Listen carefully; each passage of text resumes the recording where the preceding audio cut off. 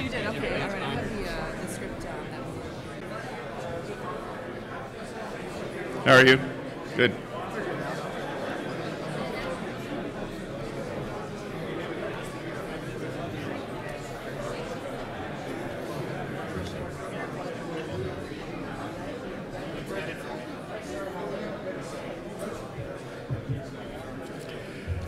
Well, good morning, everybody.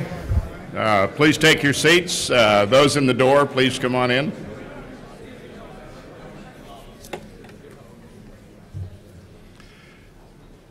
I'd like to welcome you as one of our kickoff panels for this morning. I know you're all here because you're interested in Army energy. If you have any interest in Army logistics and you believe that you should be at the Army Logistics panel, the Army Logistics panel is right next door. But I can guarantee you, with the participation of senior Army leadership here today, this is the place to be. Logisticians talk about the sinews of war being what the logisticians provide. Those of you know that I'm a little partial to history. You'll also know that as you go back in the history of the military, there's always been the problem of fuel. And fuel in some days was really fodder and oats. And if you look at what the Army had to do in World War I from the standpoint of providing fuel for its horse-mounted elements, it was a tremendous effort. But then let's progress further. We have the introduction of the internal combustion engine, and then all of a sudden the use of electricity expands. And so the issue no longer is fuel, the issue becomes energy. And whereas at one time General Marshall at the beginning of World War II closed overnight, Mr. Secretary, 71 Army installations without telling the Army Secretary. And now we have a huge footprint around the world that not only has soldiers and families, but we have people that are consumers of energy. And you all know that energy is more than just fuel. Energy is preservation, conservation, and utilization. And it is a very large security element from the standpoint of national security. Your panel today will discuss all those key elements of Army energy security and the Army energy strategy. I think it's interesting to note that our new Army leadership and administration has really got a keen focus on making our Army become the leader of all the services in energy security and energy conservation. And so I'd like to welcome the panel. Thank you for participating. Mr. Secretary and Mr. Vice, we're honored to have you here. In the morning dispatches already from yesterday's and Reuters. Please enjoy the panel, and there are further panels this afternoon, and you can check your schedule. We'll see you at the lunch, too.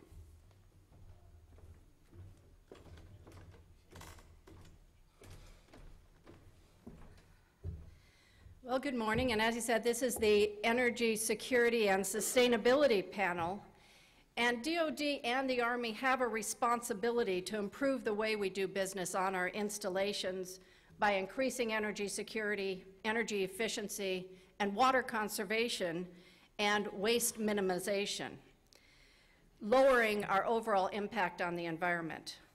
We're called to be good stewards of the environment, both at home and abroad.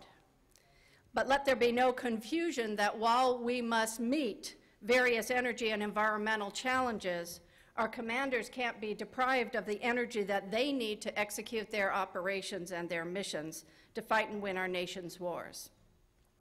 I'm excited to introduce the Army's two most influential people for energy security and sustainability, the Honorable Dr. Westphal and Vice Peter Chiarelli. I've had the opportunity to work with both of them on many issues surrounding energy and sustainability, enterprise solutions that will enable us to maintain our mission capabilities. What's interesting is Dr. Westphal wears several hats. Not only is he the Undersecretary of the Army, he's also the Army's Chief Management Officer And on December 4th, 2009, the Secretary of the Army designated him as the Army's Senior Sustainability Officer. He is tasked to lead the Army's implementation of Executive Order 13514, which is federal leadership in environmental, energy, and economic performance. Together with General Chiarelli, Dr. Westphal has championed the Army's enterprise plan to implement that executive order.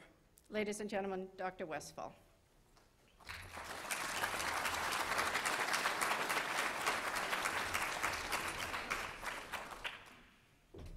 Good morning, everybody. Vice, good morning. Good to be with you this morning. Madam Secretary, thank you very much for the introduction.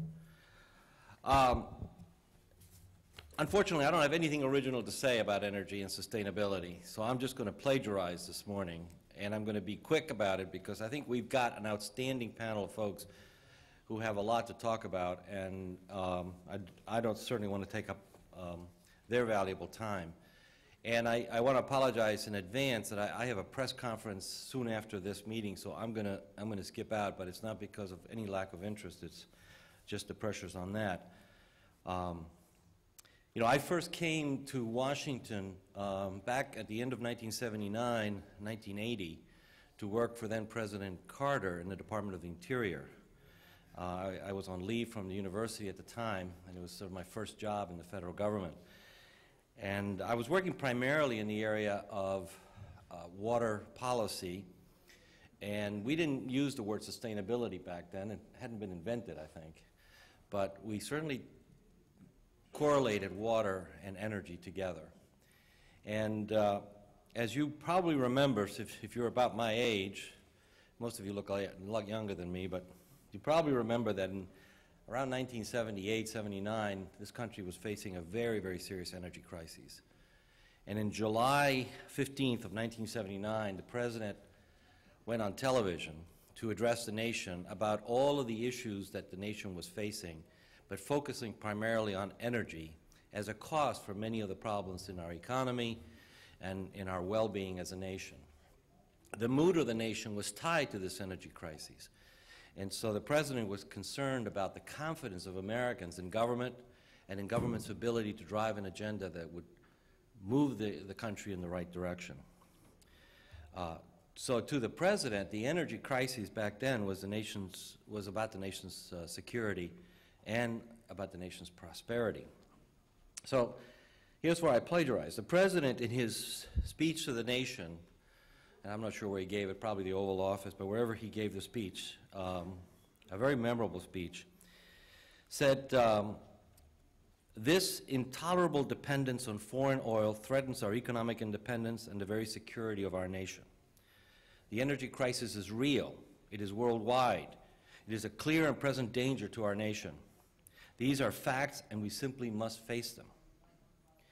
Now, he put a bold plan. He called it his bold new plan to address these issues. And in his speech, he vowed, as he said, I am tonight setting a clear goal for energy policy for the United States. Beginning this moment, this nation will never use more foreign oil than we did in 1977. Never. You know, that promise did come true. From now on, every new addition to our demand for energy will be met from our own production and our own conservation. Pretty lofty goal. The generation-long growth in our dependence on foreign oil will be stopped dead in its tracks right now and then reversed as we move through the 1980s. For I am tonight setting the further goal of cutting our dependence on foreign oil by 1/2 by the end of the next decade, a savings of over 4.5 million barrels of imported oil per day. And he went on to outline a plan that would involve the development of alternative fuels, import quotas on foreign oil, conservation, and the greater use of coal and oil shale, and move power plants from the use of oil to coal. So as you can see, no pun intended, this plan never saw the light of day. Contrast what seems to be, to us today, almost ancient history in that speech of the 1970s and the energy crisis of the 1970s to what Secretary Ray Mabus said just a couple of weeks ago at the Energy Security Forum held here at the Pentagon, or held at the Pentagon. And I thought what he said in his concluding remarks, and General Chiarelli was there, was a member of the panel, and he made some great comments as well that addressed the same issues that the Secretary mentioned. The Secretary of the Navy said, you know, our military and our country both rely too much on fossil fuels. That dependency degrades our national security, it negatively affects our economy, and through carbon emissions, as we have learned from the past couple of months, and the catastrophic oil spills, our dependence on oil is harming the planet in lots of different ways. For the military, that dependence has tremendous strategic and tactical implications. Strategically, too much of our oil comes from potentially volatile places on Earth. There's no way Congress or the American public or our common sense here in this building would allow some of those countries that sell us oil to design, to produce, and to sell the weapon systems that we use. By buying oil from these places, we give them some say in whether our ships will sail or our airplanes will fly. We're not going green just for green's sake. Energy reform is a new energy future about politics. I'm sorry, let me restate that. We're not going green just for green's sake. Energy reform and the new energy future aren't about politics and slogan. It's about protecting the lives of our troops. It's about making our military better and more capable fighters. It's about making our country more secure and more independent, and that's why we're doing it. That's why we have to change. Those remarks are also echoed by the Vice as he gave his remarks and his perspective on the Army and the tactical importance and the dramatic importance to our systems from energy consumption and the need for energy security. So this panel, I think, is constituted with just the right people to really address this issue. And as General Stroop said, you know, it's great to think about the Army leading the way, but it's really about how we as an Army can help the nation address what is really a national issue. We are no better off today, maybe worse off in some ways, than when President Carter gave that speech in 1979. And you would think in that all those years we would have done something about this problem that makes a difference. We haven't, and I think it's up to us in the Department of Defense and in the Department of the Army to take some leadership and show that we can make a difference and we can be sustainable and we can leave for future generations the opportunity to continue to support this country's energy security and energy independence throughout the next set of generations. So with that, I commend the panel. I thank you for organizing this, Madam Secretary, and I wish you all the best. Vice?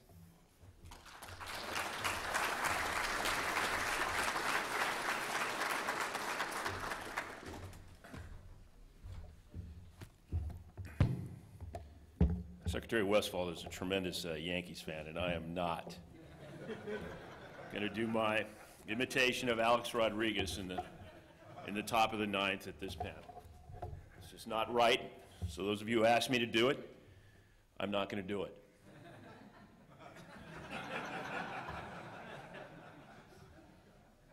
Mr. Undersecretary, thank you for your leadership.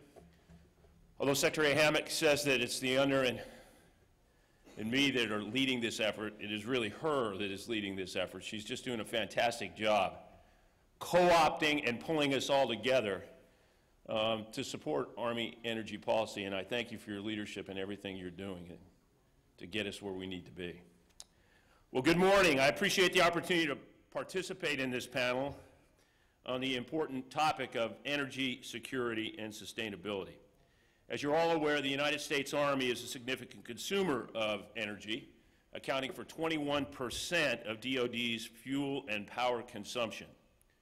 Energy powers our tanks, our aircraft, and battle formations, allows for communications and data to be sent directly to soldiers, and enables our Army to deploy and perform anywhere in the world to accomplish our mission across the full spectrum of operations. Without energy, the Army stands still and silent. Our fuel and energy needs go hand in hand with our need for water at forward locations. Equipment cannot operate without fuel, and our ultimate fighting machine, the American soldier, cannot operate without water. For this reason, the Army Sustainability Campaign Plan outlines energy and water as the two areas of coordination and execution, both particularly important elements of sustainability. In an effort to reform our posture in these areas and improve our governance, the Army is in the process of integrating our energy security and sustainability activities. These are two closely related areas where the Army currently faces significant challenges and where there is great opportunity to strengthen our capabilities from installations down to contingency bases and down to the individual soldier. We're doing this two ways: by increasing efficiency and reducing consumption. First, to provide a pathway to an end state of high energy security, the Army Senior Energy Council approved Army Energy Security Implementation Strategy, establishing 5 strategic energy security goals for the Army.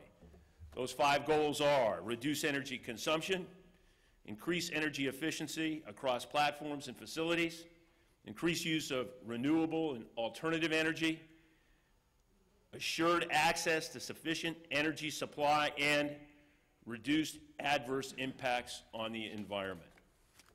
On the home front, the Army is currently engaging in studies and developing plans designed to help reduce energy consumption, increase energy efficiency, and increase the use of renewable energy. Congress provided the Army $2.7 billion in American Recovery and Reinvestment Act of 2009 funding, of which $826 million went for energy-related initiatives. The Army divided the funding among 3 main focus areas: sustainment, restoration, and modernization, energy conservation investment programs, and research, development, testing, and evaluation. Projects include ground source heat pumps, geothermal test wells, solar water heating, and solar walls. Efforts also include the research and development of energy from fuel cells, wind, solar, and other renewable energy sources. In concert with these and other efforts to improve energy efficiency at our installations, the Army is focused on further improving efficiencies in theater. Our experiences to date have exposed some weaknesses and highlighted some vulnerabilities, ranging from reduced endurance and mobility to a cumbersome and expensive logistics tail that our enemies, quite frankly, target. We are taking a systematic approach to address these broad challenges, an approach that meets operational needs, promotes technology development, increases system energy productivity, streamlines logistics, improves energy management, and incorporates alternative and renewable energy sources. Already, we've taken a significant step to improve our energy security by using the fully burdened cost of fuel as we conduct the analysis of alternatives for the future ground combat vehicle and joint light tactical vehicle and the armed aerial scout. This approach enables us to make informed decisions about alternatives and define energy efficiency performance parameters in capability documents for our program managers and original equipment manufacturers. In the future, we are planning additional work in areas such as more efficient generators and power distribution. As many of you are undoubtedly aware, development of hardware, software, and controls to perform field-scale microgrid implementation is underway at a subset of buildings at the Field Artillery Training Center at Fort Sill, Oklahoma. This type of technology has potential applications on the battlefield. The Army already has plans to field smart grid capabilities for tactical command posts and forward operating base camps. With this technology, generators will be able to support the grid instead of a single end use. And as they become scalable and deployable, renewable energy technologies can be integrated into these smart grids. Bringing tactical, small-scale microgrids online with advanced power sources should ultimately reduce our theater JP8 demand by 30 to 60%. In the interim, we've defined an immediate area of opportunity with a modernized engine for the UH-60 and AH-64, which is estimated to improve net energy efficiency by 12%. And it also gives you much greater planning radius for both of those platforms. Of course, the reality is not all solutions will be big pieces of equipment or new vehicles. Many are technologies on a much smaller scale, such as spray foam tent installation and shower water recyclable systems, investments from which direct energy savings pay off in a matter of months. Across the board, in the science and technology area, we are on the cusp of some truly exciting developments in the power and energy sector. Looking ahead, we must continue to make every effort to evaluate how we operate, consider life cycle impacts of our decisions, and move toward enterprise solutions where prudent. Execution of the Army Sustainability Campaign Plan, which incorporates these principles, will improve our ability to meet operational requirements today and in the coming decades. I am confident we can and will do better. And in closing, I'd like to kind of go to and give you a quote that I read in Tom Friedman's book, Hot, Flat, and Crowded. He said, when the Army desegregated, the country really desegregated. If the Army could go green, the country could really go green. I thank you, and I will be followed by Secretary Hammond.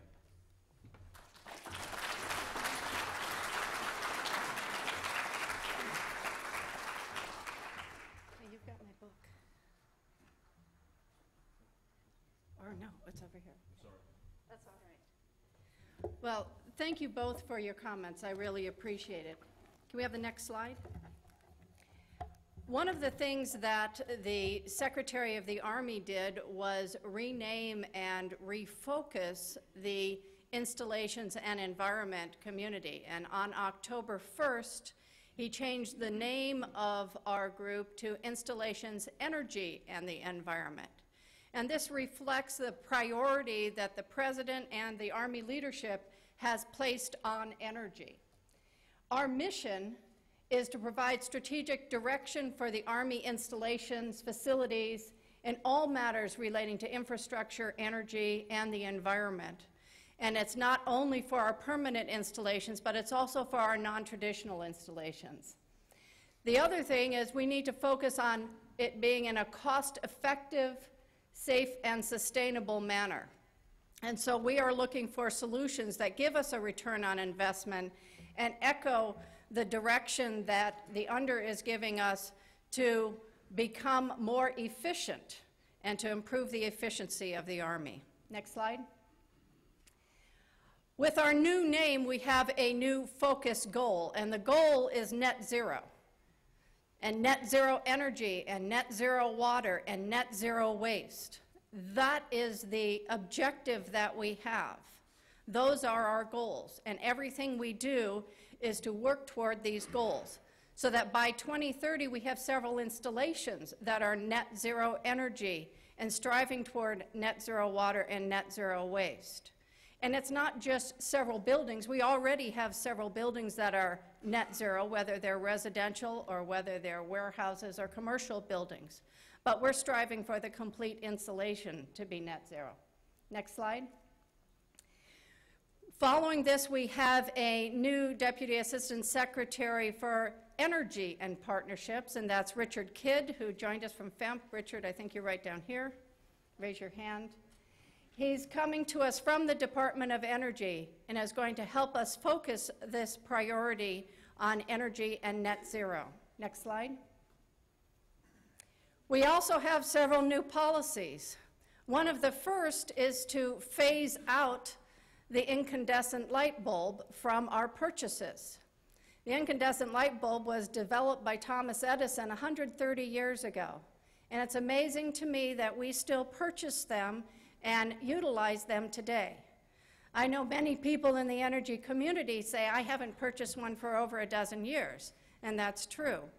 But according to statistics, 88% of the bulbs purchased today are still of the incandescent bulb variety.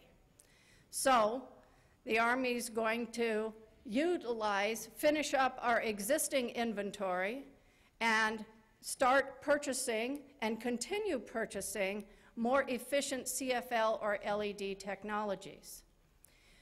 This is following guidance that we got from Congress in AUSA 2007, which directed manufacturers of light bulbs to manufacture more efficient bulbs, promoting energy strategy in the federal government and in our nation. Next slide.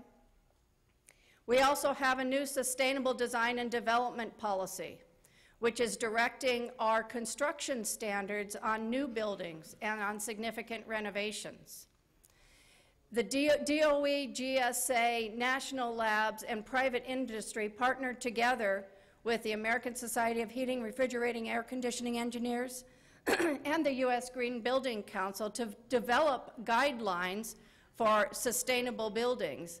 And this was reflected in Standard 189.1, which was issued in January of this year. The Army Corps of Engineers, under the guidance of General Van Antwerp, has evaluated that standard and its applicability to Army's building, and has identified that it would reduce our energy use by as much as 45% or more in our construction. And so that is going to be our new design standard for our buildings, a minimum design standard. Next slide. At this point, I'd like to invite our panel members to join us on the stage. We have Rick Lynch, General Lynch, who I'm delighted is a partner of mine in IMCOM and is teaching me more about the Army every day. And so I'm delighted he's able to join us. If you want to come up and sit right now. General Van Antwerp with the Army Corps of Engineers. I don't know, we're getting a cup over there. He's joining us as well. We also have Michael Vane, General Vane, who is the Commanding General of TRADOC, if you would like to join us as well. And Dr. Freeman, who was going to be joining us, unfortunately had an accident. And she is not here today, but Chris Gardner, who's the Deputy Director for the C4ISR Power and Energy Space, is joining us. So at this point, General Lynch.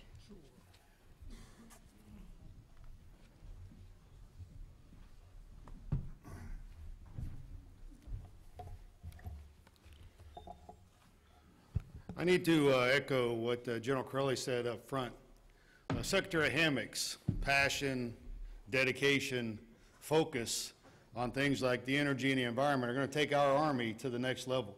I mean, it's been a true blessing for me over the last 5 months to candidly meet with her on almost a daily basis to talk about how we can pursue this particular issue that's so important not just for our Army, but for our nation. Next slide, please. There's a variety of things I'd like to talk about in the time allocated, and then candidly, more important is always the questions and answers afterwards, because we are all in this together. What we're looking for is how can we take what we need to do and take the vision and make it a reality. And if we don't just do it as a collective partnership, it will never happen. There's a couple documents that my folks have in the back, and if you get a chance, I'd ask that you grab on your way out, because it'll allow you to look at it closely and say, here's what the Army is trying to do, at least on installation management, and specifically here's how we can help. I don't know who I have in the back there with the, I've got two things. I got the installation management campaign plan, and we designed the installation management campaign plan by lines of effort, and there are 6 lines of effort, one of which is energy security and independence. And then there's a document entitled the Energy Portfolio, which lays out in a level of detail I think is useful for all of us, and what precisely is the Army doing as we pursue energy independence and security. For those of you that know me, I ask 3 questions all the time. The first question is, are we doing the right things? The second question is, are we doing things right? That's 2 separate questions. And then the third question is, what are we missing? What are we missing? And candidly, I'm concerned that we're missing a lot of things as we pursue energy independence and security, and we need your feedback on what are those things we could do better to take us to the next level. Now, we are indeed, and will be in the future, in a resource-constrained environment. We know that the Army had a budget of $80 billion prior to 9/11. The Army's got a budget, at least the planned budget for FY11 is $245 billion. But all indications are in the future that amount of money will go down. So we're looking for increased efficiencies in a variety of areas, one of which is energy independence and security and in energy conservation. Because remember, vision without resources is hallucination, right? So we all have to collectively figure out how to take advantage of the resource we do have and apply it to this important task. Now, General Chiarelli talked about the Freedman's book, and I've asked the folks in the Installation Management Command to reread that book, Hot, Flat, and Crowded, because I believe the statement there is a true statement, and we as an Army go green, the nation will go green. And why do we need to do this? It's not just for the economic reasons, even though there's a powerful economic reason to pursue energy independence and security. Think about it. This year, the Army's light bill, I don't know if you can relate to the phrase light bill. I'm from Texas. We call it the light bill. But the utility bill for the United States Army this year, is $1.7 billion. That's how much money we spend on installations for energy. The overall energy consumption of the United States Army is $4.3 billion. So you can see we've got a requirement to look for efficiencies with fossil fuel utilization as well. So there's an economic drive to do this that we all just have to acknowledge. I'm focused in this job, I've been the MCOM commander for a year, I'm focused in this job in advocating energy conservation on our installations. Right now, we all know that we have a problem. You can go across any Army installation late at night and see lights on late at night. And you'll see windows wide open, you'll see all sorts of things. You'll say, hey, why is that? We know why that is, because we have to create incentives for energy conservation on our installations. And you can use the story of our housing to amplify the point. We decided many years ago as an Army to turn our housing over to Residential Communities Initiatives Partners, RCI partners, because they knew how to do the housing business. And they saw right away that they had to do something to control energy consumption in the houses. So they decided collectively to establish a baseline for each of the house. If you exceed this much for the baseline in your energy consumption in your house, you have to pay. And if you come in below the baseline, you get money back. On 41 installations now where we have that in place, 80% of the occupants get money back. Just think about that. You know, I've been in the Army 33 years. We've lived in quarters most of those times. And candidly, we as a military family didn't really care about energy consumption because it wasn't going to come out of our pocket. You know, the kids left the lights on all the time. We didn't care. You know, if the house got too hot or too cold, we just left the windows open. We didn't care about ratcheting down the air conditioner or the furnace. So we got to figure out how to apply that kind of logic to what we do on installations and incentivize